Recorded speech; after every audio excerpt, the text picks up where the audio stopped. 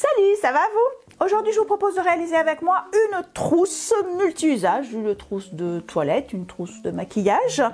Sa différence, c'est qu'elle a à l'intérieur une grande poche zippée qui permet de séparer notre trousse en deux compartiments bien distincts. Et en plus, je vous ai concocté un patron en deux tailles pour 2 fois plus de couture.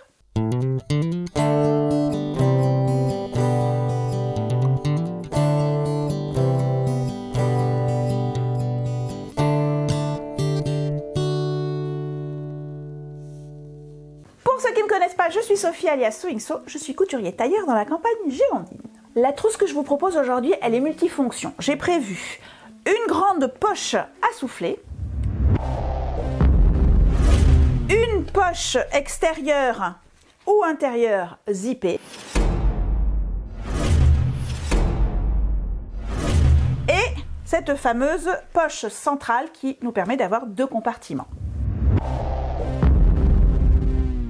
Et évidemment, sur cette base, vous allez pouvoir encore rajouter des poches extérieures ou intérieures, mettre des poches à souffler des 2 côtés, des poches extérieures zippées des 2 côtés, etc., etc. Donc, bref, vous l'aurez compris, vous avez 2 tailles et 3 types de poches, de quoi vraiment vous amuser. Le patron en version PDF est à acquérir sur la boutique à tout petit prix. Comme vous le savez, je propose des tutos majoritairement gratuits sur notre chaîne, mais de temps en temps, je vous demande cette petite participation. C'est finalement ce qui me permet sur le long terme de continuer cette belle aventure avec vous.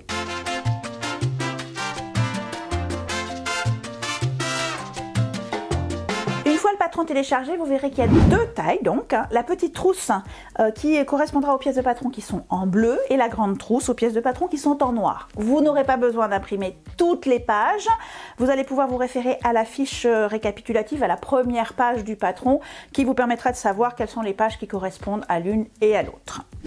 Alors de mémoire, quand même, la grande trousse, elle mesure 25 cm de long, 18 de haut et avec une profondeur de 16 cm. Et pour la petite, on est sur 20, 15 et 10 cm de large. Et c'est d'ailleurs ce petit modèle que je vais réaliser avec vous aujourd'hui. C'est parti pour les fournitures. Pour l'extérieur de la trousse, j'ai choisi une toile enduite assez fine, voilà, de belle qualité. Et je l'ai doublée avec un entoilage. Alors c'est un petit molleton très fin qui est thermocollant. C'est de la Viseline H630 si je ne m'abuse. Alors c'était pas la meilleure idée pour le thermocoller parce que ça n'aime pas trop le faire, même si c'est thermocollant, mais c'est quand même une matière plastique. Donc normalement on colle côté tissu. Or côté tissu, ici j'avais de la toile enduite qui n'aime pas non plus le faire. Donc j'ai utilisé une pâte mouille pour les solidariser. Hop. Et pour l'intérieur, j'ai utilisé de la popeline de coton unie, toute simple, j'en ai pris de 2 couleurs, et tout simplement de l'entoilage thermocollant également. C'est un entoilage, cette fois-ci H250. Voilà. Alors vous pouvez bien sûr, comme je vous l'ai dit tout à l'heure, varier les matériaux avec de la bâchette de coton ou même du jean. Vous pouvez matelasser au lieu de thermocoller. Vous pouvez mettre le matelassage à l'intérieur, le thermocollant papier à l'extérieur, etc. Bref, vous allez pouvoir personnaliser à votre guise selon la raideur, entre guillemets, que vous voulez donner à votre trousse. Et il nous faudra également de la fermeture à glissière. Alors, soit 3 fermetures à glissière de dimensions différentes, soit de la fermeture à glissière au mètre, avec 3 curseurs. Là encore, vous aurez toutes les dimensions minimales dans la fiche récapitulative qui va avec le patron. Aujourd'hui, je vais utiliser mes 3 petits morceaux de fermeture éclair divers et variés. On est dans nos couleurs automnales, donc je varie les couleurs. Vous allez avoir besoin aussi, si vous le souhaitez, de petits rivets en métal, donc pour fermer les soufflets sur l'extérieur pour que la trousse se ferme le mieux possible. Soit vous utiliserez des rivets en métal, soit vous pourrez faire une petite piqûre. Je vous montrerai où en fin de tuto, puisque ce sera la dernière étape. Allez, c'est parti pour les découpes. Alors, j'ai pris de l'avance parce qu'il y a quand même pas mal de pièces. Il y a 8 pièces de patron et la plupart sont à découper 2 fois au moins. Pour rappel, vous retrouvez sur toutes les pièces de patron le nom de la pièce, évidemment, le nom de la pièce, les indications de découpe, dans quoi et combien de fois, le droit fil avec la flèche qui vous indique le sens du tissu, hein, vous y pensez, et l'écran ou les repères de montage qui vont être utiles selon les pièces.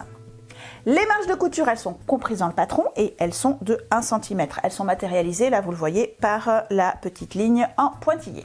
Alors, qu'est-ce que j'ai découpé? Pour l'extérieur, 2 éléments ici en toile enduite qui sont molletonnés. D'ailleurs mal molletonné, mais comme je vous l'avais dit tout à l'heure, ça colle pas très bien, mais ça fait rien, ça va tenir. Donc pour le devant et le dos extérieur, ainsi que la même chose, 2 pièces molletonnées pour les côtés extérieurs. Pour finaliser l'extérieur, on a la fermeture éclair en haut qui sera habillée par 2 beaux bords et une petite propreté au bout de la fermeture éclair. Ça c'est pour l'extérieur. Ensuite pour l'intérieur, le corps intérieur, nous avons 2 fois la même pièce qui est thermocollée ici d'un entoilage papier H250. Voilà, ça c'est le corps intérieur. Et ensuite, selon ce que vous aurez choisi de faire comme poche à souffler, la poche centrale et les poches zippées sur le côté, vous savez que vous pouvez en faire 2 fois plus que moi. Donc moi j'en ai choisi d'en faire une de chaque. Bon, la poche centrale, de toute façon il n'y en aura qu'une. Donc la poche centrale, elle est constituée de 4 fois la même pièce, 2 fois en tissu extérieur et 2 fois en tissu doublure. Ça c'est tout simple. Une poche zippée, donc si vous en faites une, vous aurez besoin d'une fois ceci. Poche zippée, tout simplement 2 morceaux de doublure avec sur l'un des 2 morceaux le tracé ici qui va nous permettre de la fixer sur le corps de la trousse. Et enfin, pour une poche à souffler, tout simplement un morceau de tissu doublure coupé en fonction, coupé à la bonne dimension. Sur celle-là, il y a plein de petits crans et exceptionnellement, on ne va pas les marquer au ciseau, les crans sur celle-ci. En fait, pour l'instant, on ne va pas tellement s'en préoccuper. Ils vont nous servir tout à l'heure, en positionnant notre morceau dessus, à pouvoir marquer les plis qu'on va devoir faire pour créer notre soufflet. On va pouvoir se lancer en couture très rapidement. Pour faire la poche à souffler, on va tout simplement la replier endroit contre endroit. Alors évidemment, avec ma popeline de coton, ici l'endroit et l'envers, on s'en fiche un peu. Mais si vous aviez un motif endroit contre endroit, ici, et on va tout simplement coudre à 1 cm du bord, depuis ici jusque là. Donc on va s'arrêter, je vais prendre peut-être un crayon pour vous montrer ça. En fait, on va assembler tout le tour, mais on va se laisser de quoi retourner. Donc je laisse de quoi retourner dans la grande partie. On va assembler ici, pouf, jusque là, et on tourne. Et on va là, et par là, pareil, ici, jusque là. C'est parti, on fait chauffer la machine.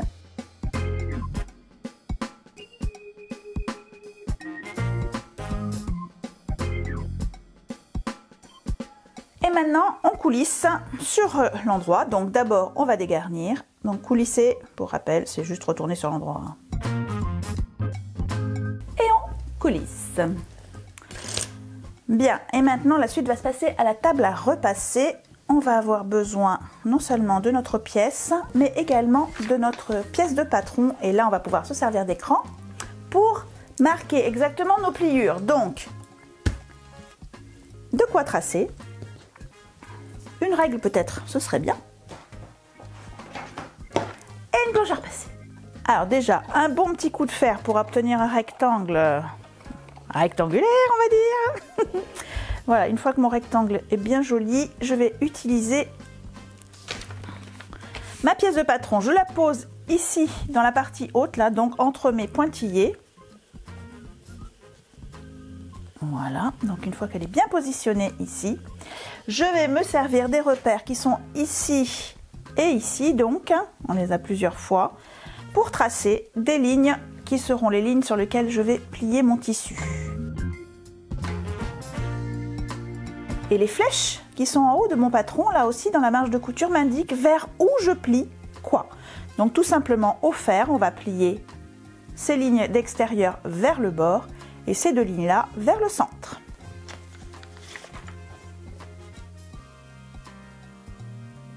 Pour créer donc notre soufflet.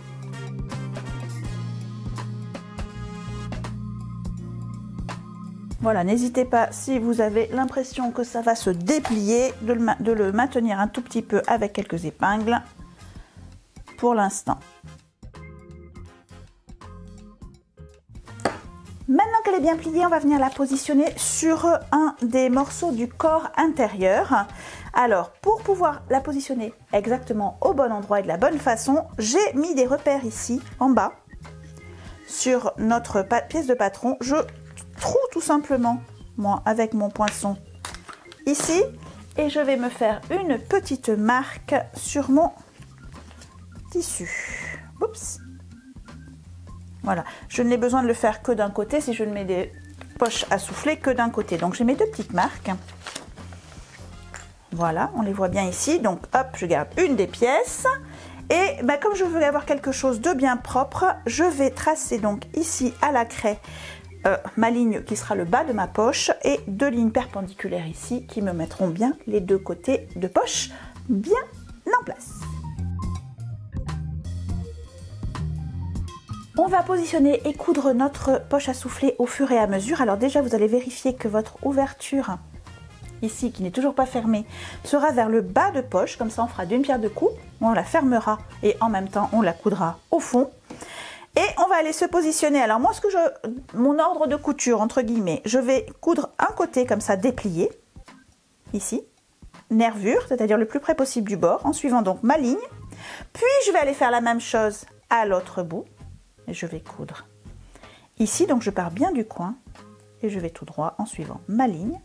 Une fois que ces deux morceaux là seront bien fixés, je vais replier ma poche, donc elle sera bien en place, ce sera plus simple que ça. Donc je vais bien la positionner et je vais écarter ici et coudre tout droit en suivant cette ligne. Et enfin, dernière couture, je vais coudre tout le bas ici. Allez, qui dit surpiqûre dit toujours un point un peu plus allongé. Mon point surpiqûre préféré, c'est une longueur de 4 mm. Point d'arrêt début fin, surtout bien en haut, hein, parce que c'est là où ça peut tirer sur les coutures quand on va mettre des choses dans la poche.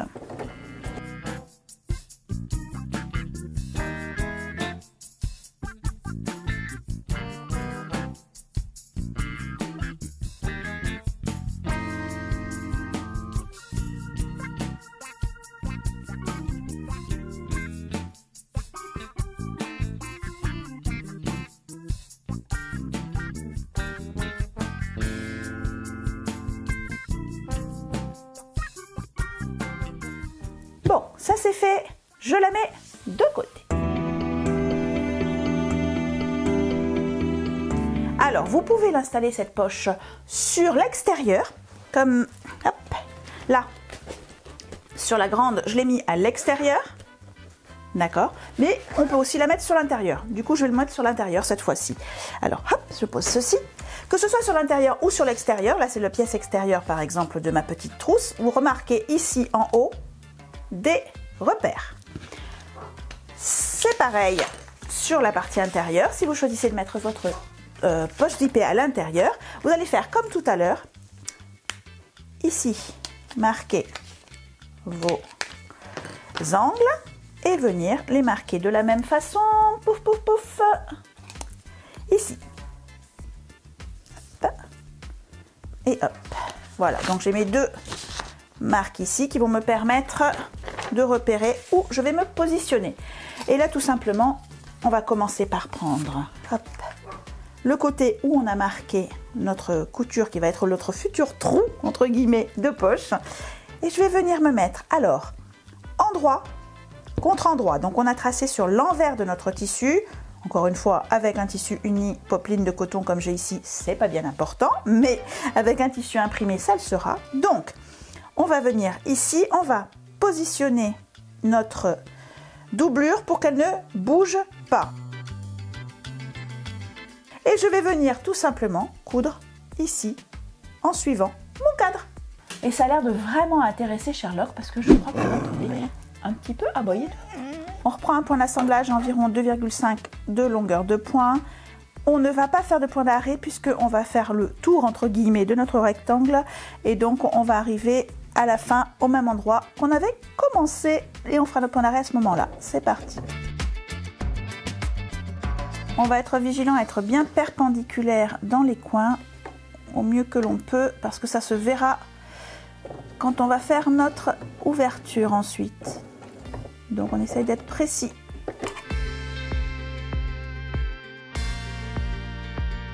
j'arrive là où j'étais tout à l'heure, donc je vais dépasser de 1 ou 2 points et faire mon point d'arrêt, hop, en reculant. Et voilà. Maintenant, on va venir faire ouvrir ici en suivant à peu près la ligne que je vous montrais, enfin, qui était sur la pièce de patron en papier d'origine. C'est-à-dire qu'on va couper au centre, comme ceci.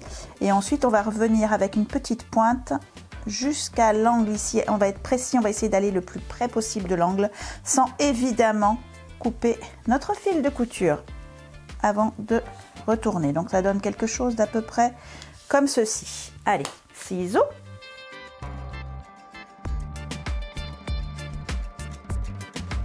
Et on va retourner tout cela et bien le plaquer sur l'envers.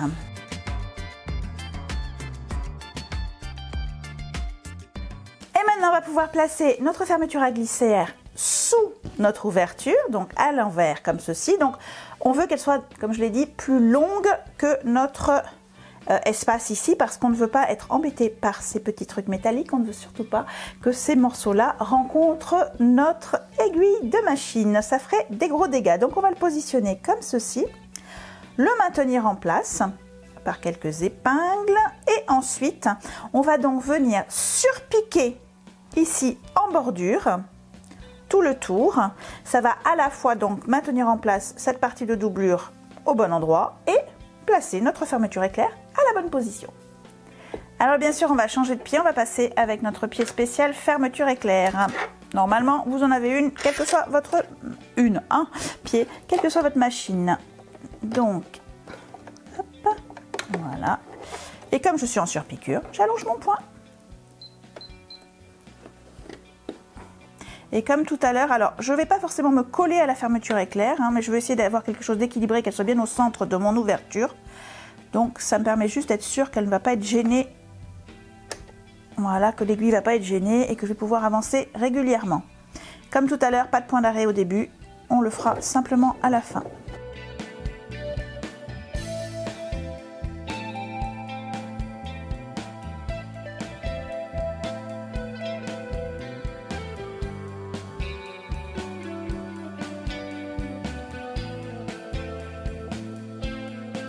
Ça c'est fait. Bon, entre nous, je dois avouer, je suis pas hyper fière de mon résultat parce que là, pour le coup, je sais pas ce que j'étais en train de faire, en train de bavarder avec le barbu, sûrement.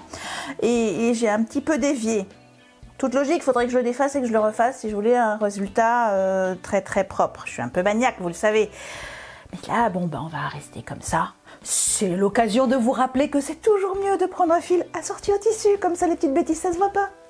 Bref, on va maintenant installer la deuxième partie de doublure, parce que pour l'instant, ma poche, ben, elle rentre pas grand-chose. Donc, on va se mettre derrière, on va se débarrasser, en évitant d'utiliser nos ciseaux à tissu, de ce qui est en trop ici. Je m'en débarrasse, voilà. Et on va donc venir fixer notre poche. Et alors, pour le coup, notre poche, on va la fixer, on va la fermer que sur 3 côtés. On va fermer, pour l'instant, évidemment, que les 2 côtés ici et la partie fermeture éclair. Alors, je suis à l'envers d'ailleurs pour vous montrer. Les deux côtés ici et le haut. Évidemment, on va éviter de prendre notre corps de trousse. Donc, on va replier le corps de la trousse pour ne s'intéresser qu'à notre partie de poche.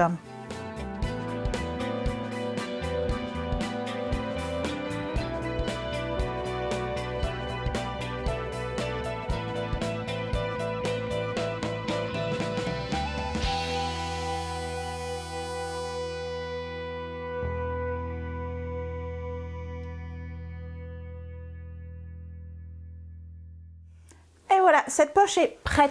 Alors oui, je suis bien d'accord avec vous. Pour l'instant, coucou. Elle ne peut pas garder grand-chose. Mais en fait, si on a laissé ça ouvert, c'est parce que ce sera l'endroit par lequel on va retourner l'ensemble de la trousse dans la dernière partie de notre ouvrage. Allez, je l'ai prête, je la garde sur le côté. Il nous reste une 3e poche à préparer, la fameuse poche centrale zippée.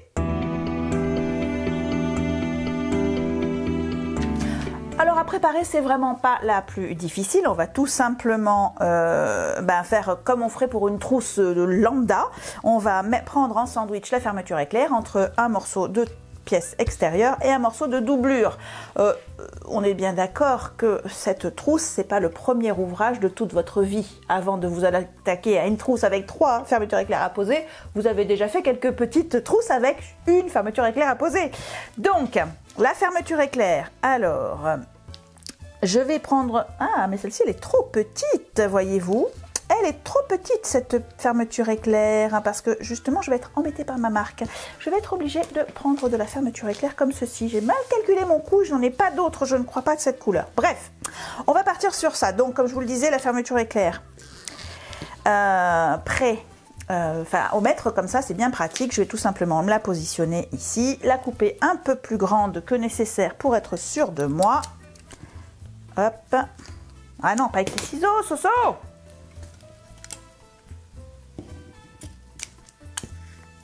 Voilà. Donc là, je suis sûre de mon coup. Ok. Donc, comment on poche une fermeture éclair comme ça? Vous le savez. On va mettre notre tissu extérieur à l'endroit, notre fermeture éclair à l'envers. Et nous allons ensuite prendre un morceau de doublure que nous allons venir poser par-dessus. Et nous avons un magnifique sandwich. Et on va venir coudre donc de bord en bord avec un bon point d'arrêt début fin. Et qu'est-ce qu'on fera tout de suite après? Eh bien, on retournera sur l'endroit, on repassera un petit peu et on fera une surpiqûre pour que tout reste en place.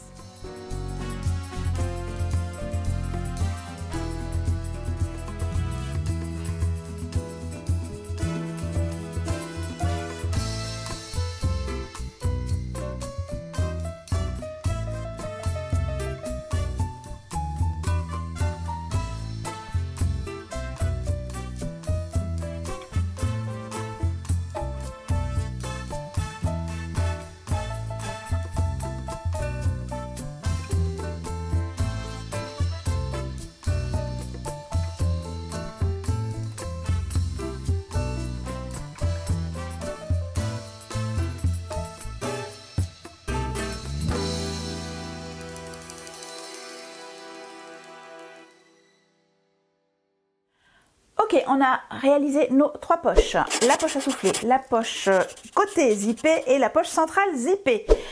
On va faire une dernière petite préparation. On va en profiter du fait qu'on a encore sur la machine le pied à faire poser, pour poser les fermetures à glissière, justement, pour faire préparer notre dernière fermeture à glissière, celle qui va être sur le dessus de notre trousse. Alors j'en ai une très longue ici, elle est bien trop longue, mais vraiment je vais vous conseiller de prendre une longue fermeture éclair. Ça va nous faciliter les derniers assemblages. Quand on va assembler l'extérieur et l'intérieur de la trousse, ça va nous aider que ce soit une grande fermeture éclair. Donc on va s'intéresser pour l'instant à cette extrémité ici de la fermeture éclair. On a besoin donc de nos pièces qui s'appellent bord fermeture à glissière.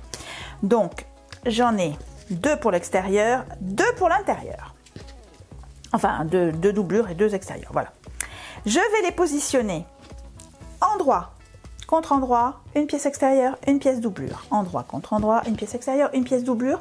Et je vais assembler à l'une des extrémités. Tout simplement 1 cm du bord, point d'arrêt début fin. Bon, je suis flemmarde, je garde mon pied à fermeture éclair. C'est pas l'idéal, mais bon, c'est juste pour vraiment 2 toutes petites coutures. Allez, c'est parti. Point d'arrêt. Et on va jusqu'à l'autre. Sur l'autre extrémité, on va simplement replier les marges de couture vers l'intérieur, les marquer au doigt. Et c'est tout, on ne va pas les fixer parce que par expérience, je sais qu'on risque d'avoir peut-être à ajuster un petit peu pour que ça tombe bien en face quand ce sera monté sur la fermeture éclair. Donc, je plie simplement sur 1 cm. Vous aviez des petites marques ici où vous pouviez faire des petits crans qui vous permettaient de vous repérer.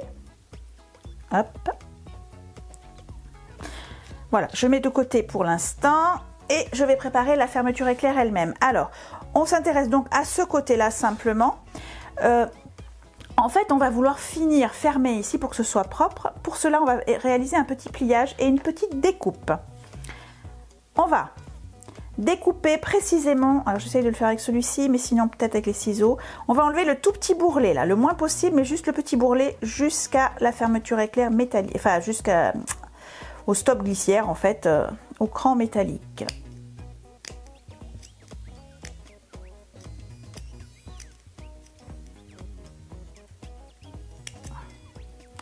Je pourrais peut-être prendre, oui, effectivement, des ciseaux. Même s'ils sont plus grands, ils coupent mieux.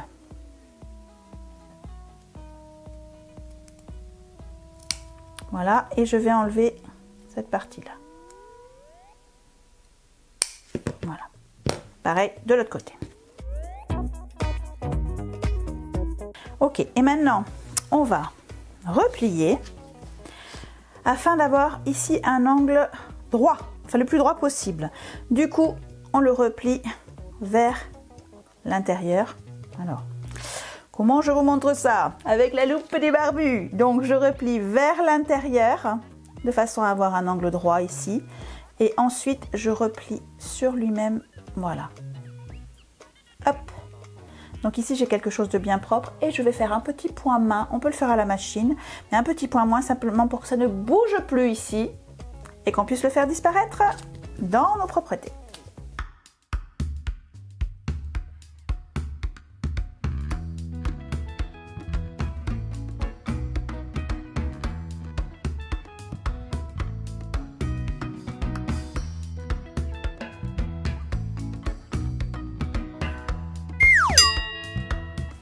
Alors, je l'ai largement ouverte parce que pour l'instant, je ne m'intéresse qu'à un côté. Donc, elle est comme ceci normalement, voilà. Je vais venir placer en sandwich cette partie ici sur le bord là, en calant bien mon extrémité dans le creux de ma piqûre. Et je vais donc faire mon sandwich comme si je faisais une trousse ou quelque chose comme ça. Hop.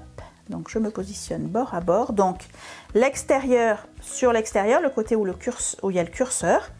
Et puis la doublure vers la doublure. Donc je vais me positionner comme ceci et venir faire comme tout à l'heure, piqûre et sur piqûre. Juste pour l'extrémité, là où j'avais fait ma pliure, je ne vais pas le coudre comme ceci, mais je vais replier mes deux éléments justement en face à face. Ma marge de couture est déjà repliée. Allez, c'est parti.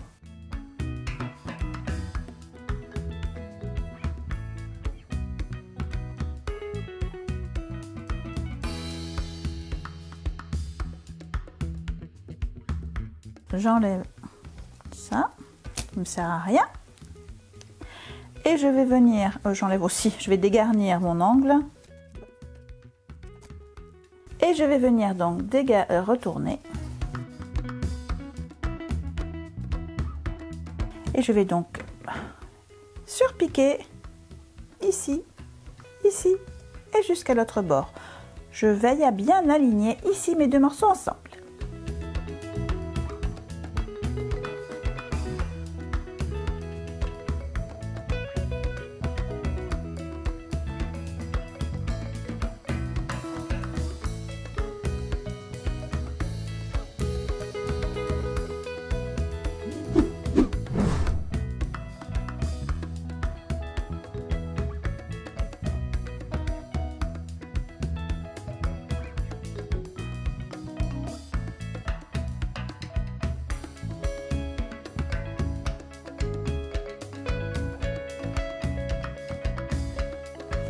Dernier tout petit élément à préparer, c'est la fin de la fermeture éclair ici, celle-ci qu'on va ajuster tout à l'heure une fois que tout sera monté.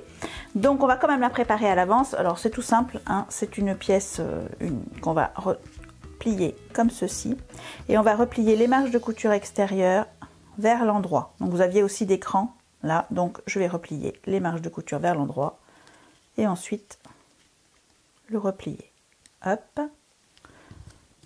Et je vais venir donc juste piquer ici, point d'arrêt début fin, et ici, point d'arrêt début fin. Je dégarnis et je retourne et je me le réserve de côté.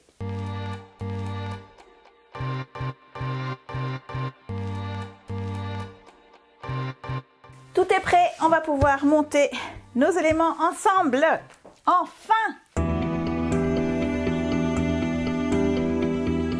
Allez! Eh ben, j'ai tous les éléments de l'intérieur, donc je vais les monter ensemble. Donc sur vos deux fonds ici, enfin vos deux corps de doublure, on va dire, j'ai marqué des petits crans. Vous aviez sur le patron, ici à 1 cm du bord, ici à 1 cm du bord, pareil des deux côtés sur les deux patrons. On a sur notre zip central un petit écart là, parce qu'en fait on va le prendre dans la marge de couture, mais partiellement. On va encore une fois devoir être assez précis dans ce que nous allons faire. On va commencer par le bas, tout simplement. Alors, je me positionne à l'envers parce que je verrai mieux ce que je fais. J'aligne au centre, puisque j'ai marqué mes centres aussi, puisqu'il y avait des crans de centre.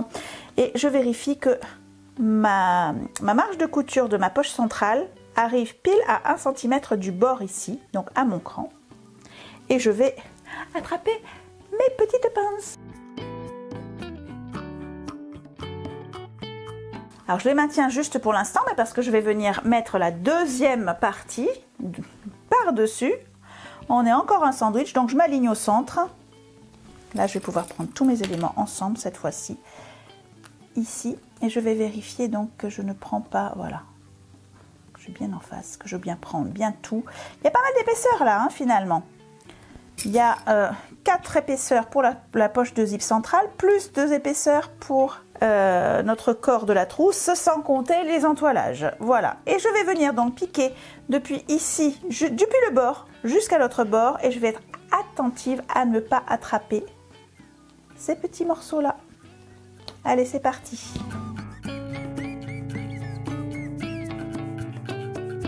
On a là donc notre petite poche qui est fixée au centre et qui est dégagée là sur les côtés, ici et ici. Alors si vous sentez qu'il y en a un que vous avez un petit peu attrapé, vous allez pouvoir tirer un petit peu. Moi j'en ai un qui s'est un petit peu attrapé, ou alors délicatement couper au ciseau pour le libérer.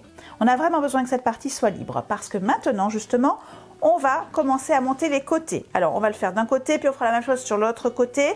Donc là on était encore bien à plat, là on va commencer à partir en volume. Donc vous avez un cran ici, vous allez positionner votre petit cran là, voilà, votre marge sur ce cran. Hop, donc pareil que tout à l'heure, on va maintenir dans un premier temps avec une ou deux pinces. Hop, et puis on aligne bien. Voilà, quand on est sûr qu'on est bien positionné, ça c'est notre, voilà, ça va être la pliure de tout à l'heure. On vient prendre le deuxième côté, celui qui est en face, et on vient le poser par-dessus. Et pareil, on se positionne au cran. Donc vous voyez, il faut vraiment dégager ici cette partie-là. C'est souvent qu'en couture comme ça, il faut repartir d'un endroit où on est un peu coincé, il ne faut pas prendre toutes les épaisseurs, etc. Vous verrez que c'est très fréquent, notamment dans la couture de vêtements. Donc, autant s'entraîner sur une petite trousse. Voilà, je me positionne bien, je vérifie que j'ai bien attrapé toutes les épaisseurs et je vais aller coudre exactement comme tout à l'heure, de bord en bord, avec un point d'arrêt début fin. Et je vais faire la même chose des deux côtés. Donc, quand j'aurai cousu celui-ci, je ferai la même chose ici.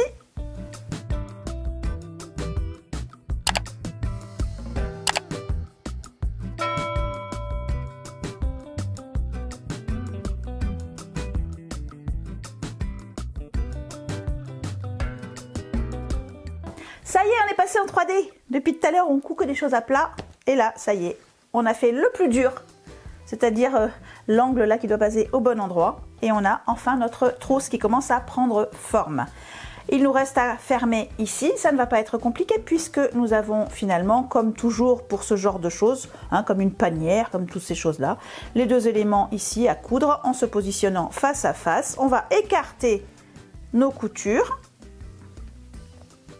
Et on va coudre, donc, alors, hop, du coup, c'est moins facile de vous montrer maintenant qu'on est en 3D, mais on va coudre ici, depuis le bord jusqu'à l'autre bord, avec un point d'arrêt début fin. On n'oublie pas d'aller bien au bord pour ne pas laisser de petits trous.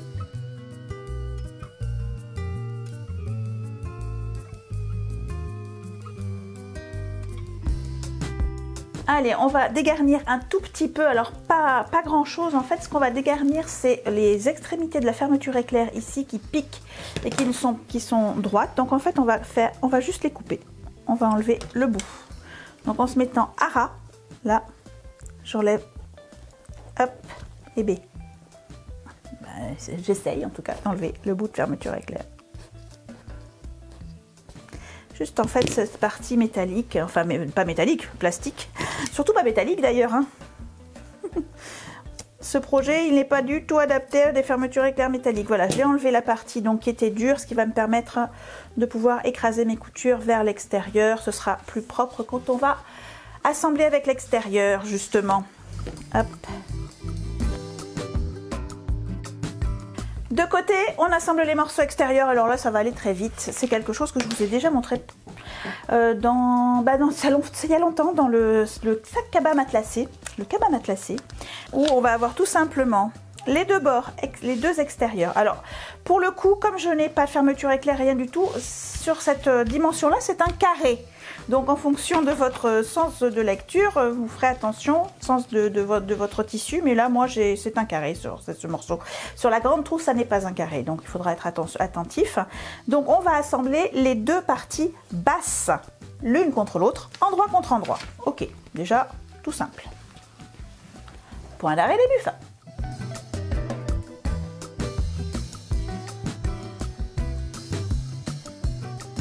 Voilà, donc on a nos deux morceaux qui sont assemblés ensemble. Je ne vais pas hésiter, comme j'ai du molleton à l'intérieur et que ça va faire beaucoup d'épaisseur finalement dans ma marge de couture, ça fera 2 épaisseurs de molleton, à dégarnir justement et à enlever le molleton. On va se replacer sur l'endroit, donc avec, si possible, nos marges de couture bien ouvertes. Hop. Et nos deux dernières pièces libres vont venir se positionner de part et d'autre. Alors, sur cette pièce libre, vous aviez 3 crans à marquer. Vous aviez le centre de la pièce et les petites marques sur les marges. Oui, qui indiquaient la marge de couture. Je les positionne donc centre sur la piqûre d'assemblage que je viens de faire. Hop. Et voilà. Je vais ensuite, bon, je vais le montrer sur un déjà.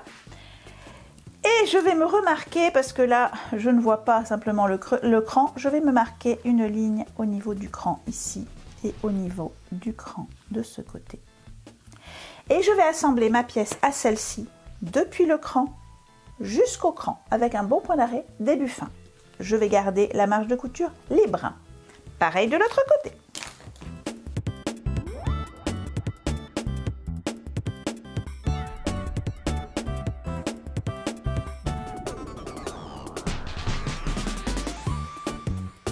Ok, je me remets de l'autre côté et nous allons, avec mes ciseaux, nous allons pouvoir couper donc sur notre grande partie, perpendiculairement, juste sur ces morceaux-là, pas sur les morceaux de côté. Couper notre marge de couture jusqu'à ici, notre point. J'ai coupé pile là où je me suis arrêtée dans ma couture, comme ceci. Je fais pareil pour les 4. Ça va me permettre de positionner comme il faut maintenant ce bord avec ce bord et pareil les 4 autres afin de réaliser ma trousse extérieure. Donc voilà, ça me permet, vous voyez, de tourner facilement ici, d'avoir un bel angle. Et je vais venir coudre donc avec un point d'arrêt depuis ici jusqu'à l'autre bout et puis parfois pareil 4 fois.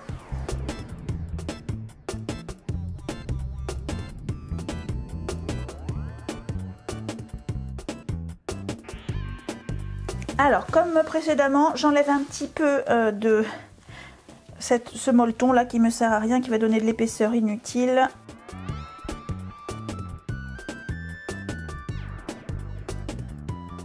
Allez, on va pouvoir mettre notre fermeture éclair sur notre sac extérieur, enfin notre trousse extérieure.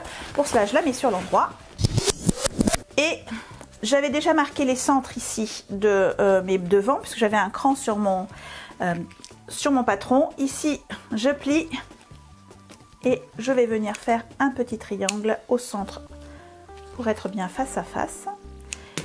Et ensuite, donc, je vais me positionner. Alors, je me positionne d'abord fermée pour pas me planter, parce que c'est toujours pareil, on finit par se retrouver avec une fermeture éclair avec le curseur à l'intérieur, alors qu'on avait tout fini, c'est horriblement frustrant. Donc, je me positionne comme ça, ce sera comme ça à la fin.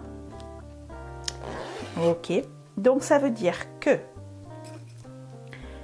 ça, ce sera là. Donc, je le mets endroit contre endroit. Et ça, ce sera là. Donc, je le mets endroit contre endroit. Alors, j'assemble au centre. Et je vais pouvoir venir me positionner donc ici. Et je vais faire une piqûre de maintien, hein, quelques millimètres du bord, pour qu'elle soit solidarisée et que je ne me préoccupe pas de savoir si elle est bien placée quand je vais assembler toute ma trousse. Donc, vite fait, une petite piqûre de maintien.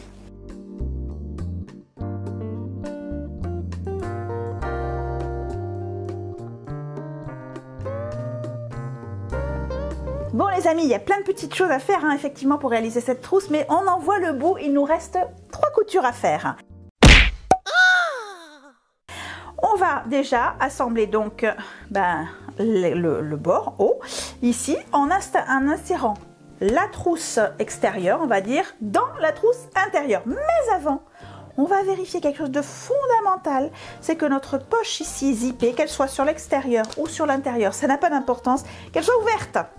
Puisque n'oubliez pas que c'est là, par là qu'on va tout retourner tout à l'heure. Donc, il faut qu'elle soit absolument ouverte. Donc, maintenant, je vais pouvoir donc insérer dans un des compartiments l'extérieur. Voilà. Et je vais aligner l'écran qui vont m'aider à être bien régulière dans ma couture. C'est-à-dire l'écran qui sont face à face sur le devant et le dos de notre trousse. Hop. Milieu devant et milieu dos. Et pour les côtés, en fait, comme elles ne sont pas exactement conçues pareil, ça va être la couture de côté de notre doublure avec le milieu qu'on avait repéré avec un cran sur notre patron tout à l'heure, le milieu de notre côté. Donc je les aligne et une fois que je les ai alignés, je vais répartir le reste et installer des pinces. Et là, j'aligne donc comme ça et je vais installer tous les éléments. Ça, c'est une pince à cheveux. Des fois, il y a des trucs bizarres dans mes accessoires de couture. Alors, on va aller à la machine et on faire repasser pour faire 2 choses. Donc, tout simplement d'abord un tour ici avec pas de point d'arrêt au début puisqu'on va faire le tour et un point d'arrêt à la fin. Et ensuite, on va retourner, bien repasser en place nos éléments et faire une surpiqûre qui va maintenir tout notre tour.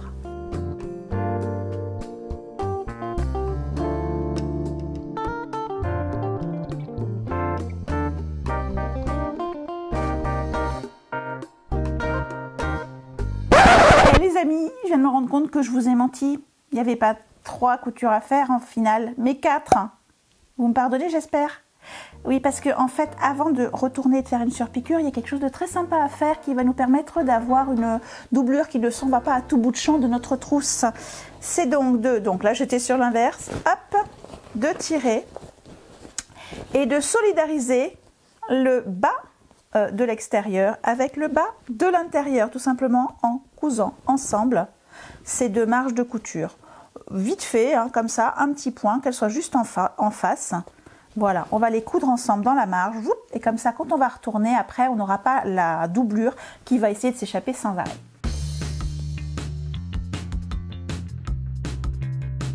On retourne? C'est mon moment préféré, j'ai l'impression que j'ouvre un cadeau de Noël.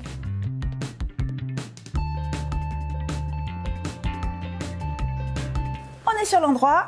Et donc, comme je l'avais dit, on va pouvoir repasser d'abord, bien fixer, mettre en place et faire une surpiqûre pour que ça reste tout bien aligné.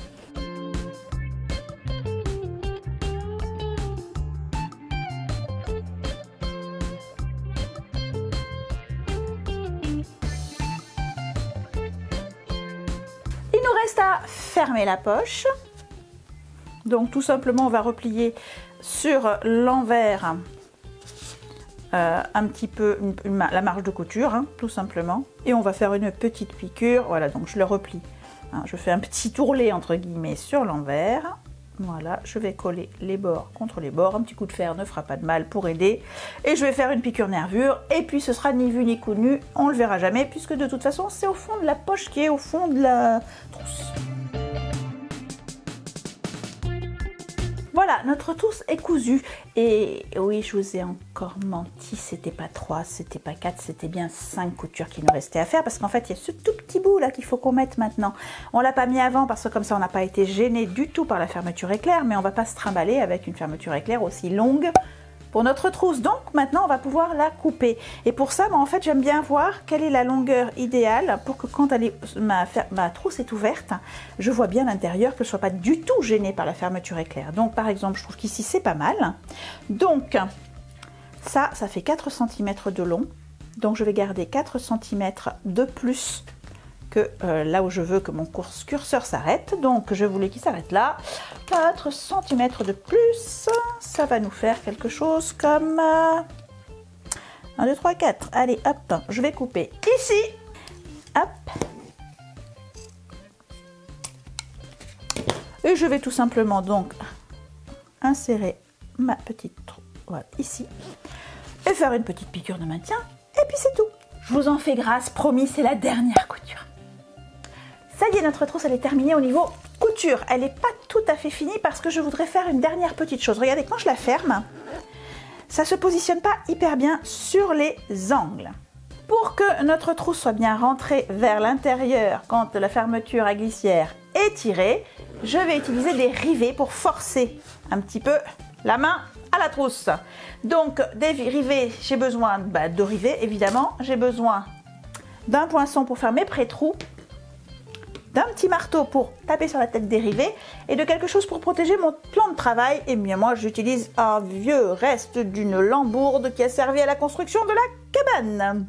Donc je vais venir pincer les angles ici et placer un rivet. Alors je les mets à peu près, je sais pas, entre 0,5 et 1 cm du bord sous la marge de couture pour que ce soit quand même plus facile et que le rivet tienne bien. Donc je pousse bien l'intérieur pour le prendre avec, je plie ici et je vais commencer par faire mon pré-trou. Donc vous voyez à peu près, donc en dessous là 1 cm bien et à quelques millimètres, 5 mm peut-être du bord. Hop, hop. Si vous n'avez pas de rivet, vous allez remplacer ça par une piqûre zigzag à l'endroit là où je suis en train justement de percer. Un point zigzag bien serré sur les mêmes points névralgiques, dans les points spécifiques. Et hop, donc j'insère mon rivet, enfin une partie, la partie comme ceci. Je vais mettre l'autre tête dessus. Voilà, alors j'aime bien la protéger avec, là c'est un vieux morceau de simili, je le pose par-dessus. Comme ça la protège un peu. Et je me défoule. Et voilà, je vais faire pareil pour les 4 angles. A few moments later. Voilà, j'ai fini de poser mes rivets. Vous verrez que sur la petite trousse, 4 rivets, simplement un à chaque angle ici, est suffisant pour avoir une fermeture fiable, on va dire. Par contre, sur la grande, je préfère en mettre 6. Ça ne va pas tellement plus resserrer l'ouverture, mais comme ça, quand on la ferme, on est tranquille, ça reste tout bien en place. Voilà les amis, si mes petites trousses ont su vous plaire ou vous inspirer, vous me le dites avec un petit pouce bleu. J'ai hâte de voir laquelle ou lequel d'entre vous va être la première ou le premier à nous poster sa version de cette trousse multi-usage sur les réseaux, sur Instagram ou sur Facebook. Et en attendant de voir vos belles réalisations, je vous souhaite des joyeuses cousettes et je vous dis à bientôt.